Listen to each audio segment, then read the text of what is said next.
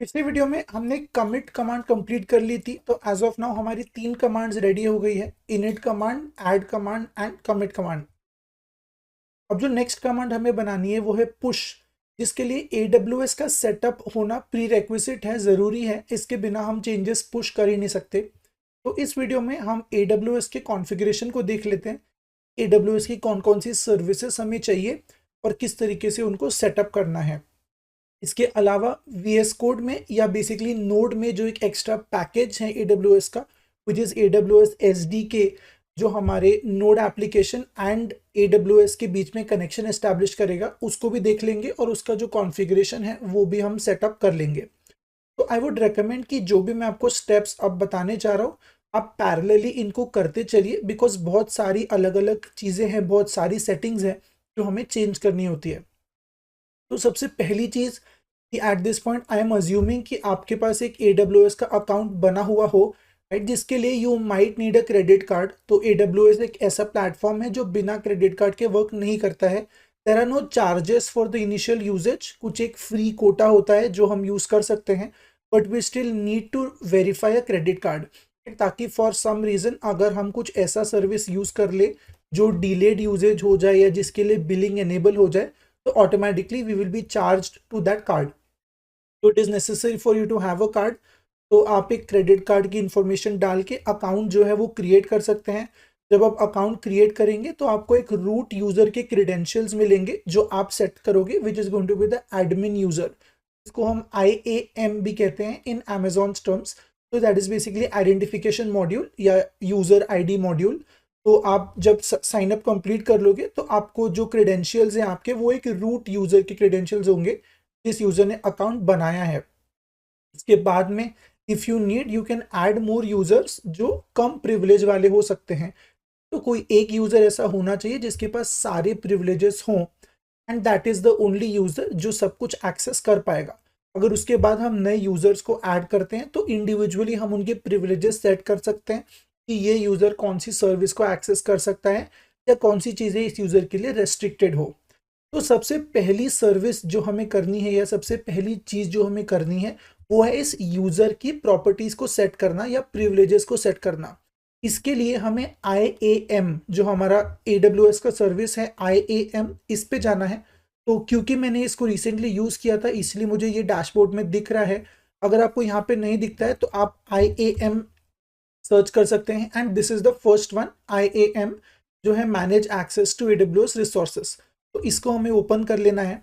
जब हम इसको ओपन करेंगे तो यहाँ पे अगर आपने बाय डिफॉल्ट एक यूज़र बना रखा है तो आपको वो दिख जाएगा, अगर नहीं तो आप एक यूज़र क्रिएट कर सकते हैं, राइट।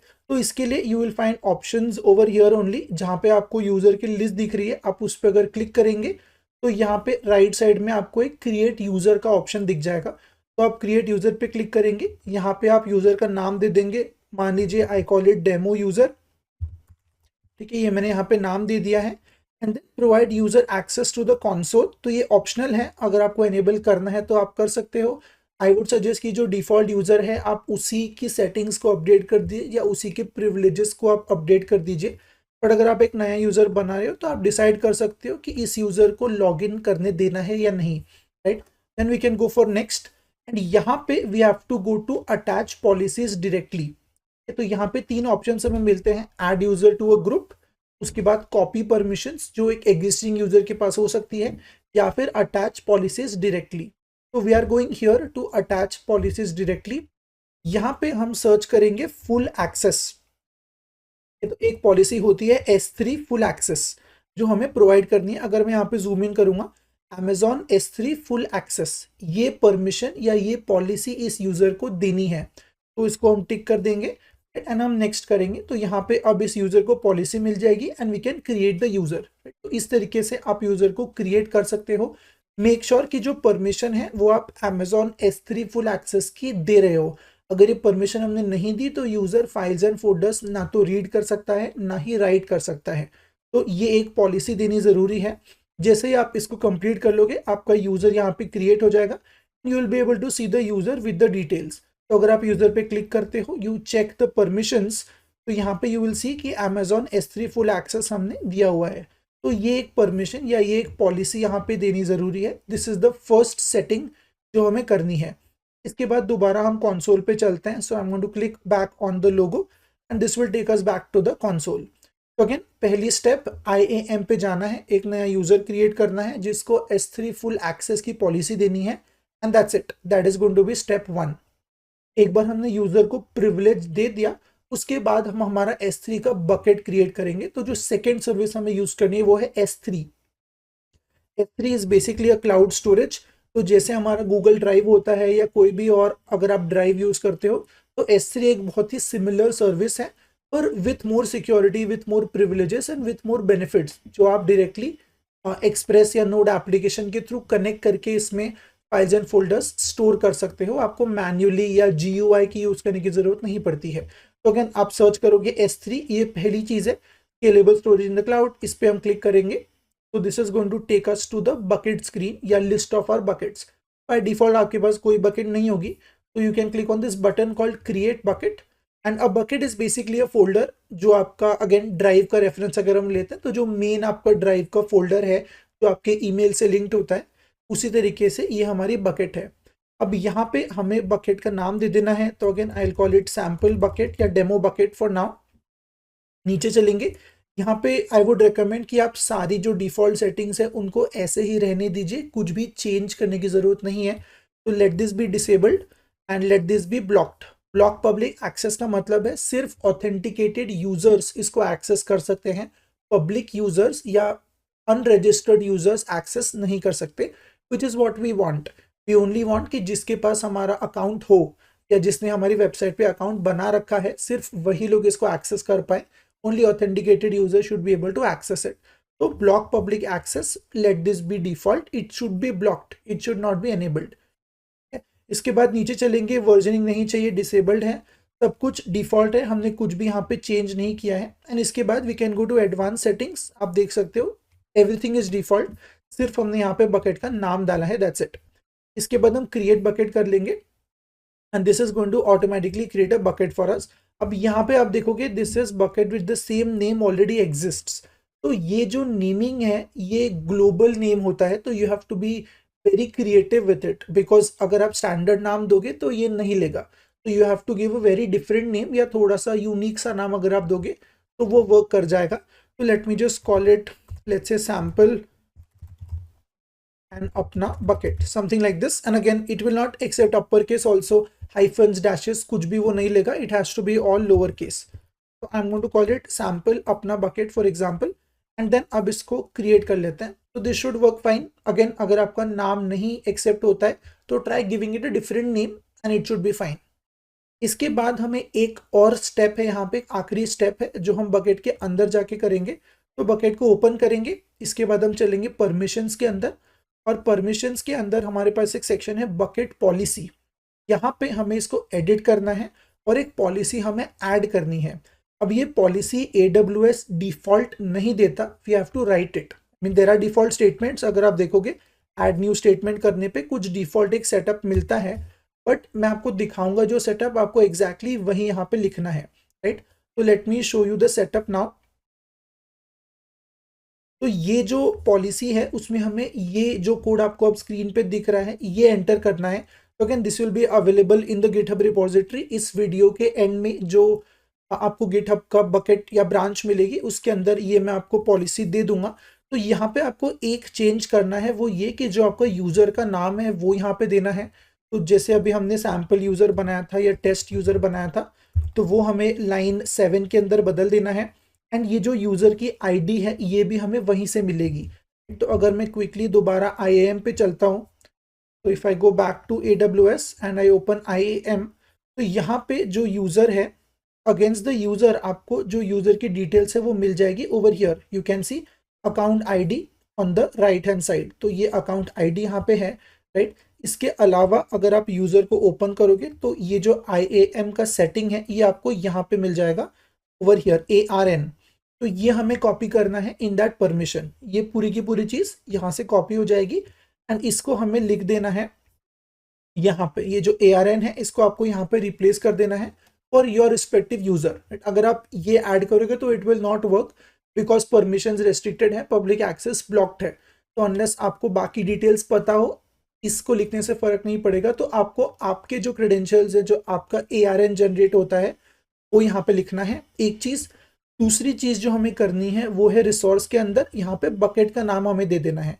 तो जैसे हमने सैंपल अपना बकेट अगर बनाया है तो ये नाम यहाँ पे बदल जाएगा दोनों जगह पे। तो लाइन 11 एंड 12 में आपको बकेट का नाम डालना है एंड यहाँ पे आपको यूजर का ARN IAM से लेके डालना है, राइट। तो इस पॉलिसी को हम कॉपी करेंगे और इस पॉलिसी को हम इस बकेट के अंदर डाल देंगे। तो एक बार अगर मैं दोबारा बकेट पे चलता हूँ क्विकली, तो जो मेरे पास बकेट बनी हुई है जिसमें सेटअप किया हुआ है, मैं आपको वो दिखा देता हूँ। तो इसके अंदर अगर हम परमिशंस में जाएंगे तो यू कैन सी यहाँ पे मैंने पॉलिसी डाल रखी है जो मेरे यूजर के लिए है, राइट। तो again this is my users ARN, तो यहाँ पे ARN है and then this is the bucket का नाम, राइट। तो ये पॉलिसी बकेट में डालनी जरूरी है। जैसे ही हम इसको डाल देंगे जो हमारा यूजर है they will be able to access everything, because हमने यूजर को प्रिविलेज दिया हुआ है। अगर हम यूजर के क्रिएशन में वो फुल एक्सेस की पॉलिसी नहीं डालेंगे तो ये वर्क नहीं करेगा। तो ये दोनों चीजें साथ में वर्क करती है। पहले हमें यूजर को S3 फुल एक्सेस देना है और दूसरा स्टेप है ये पॉलिसी बकेट के अंदर ऐड करना कि इस यूजर को इस बकेट का एक्सेस अलाउड है, राइट। तो ये सेटअप हमने कर लिया है। ये चीजें हमें AWS के कंसोल पे करनी है या AWS का अकाउंट बनाने के बाद करनी है। तो अगेन दो स्टेप्स, स्टेप 1 यूजर क्रिएट करना, उनको परमिशन देना।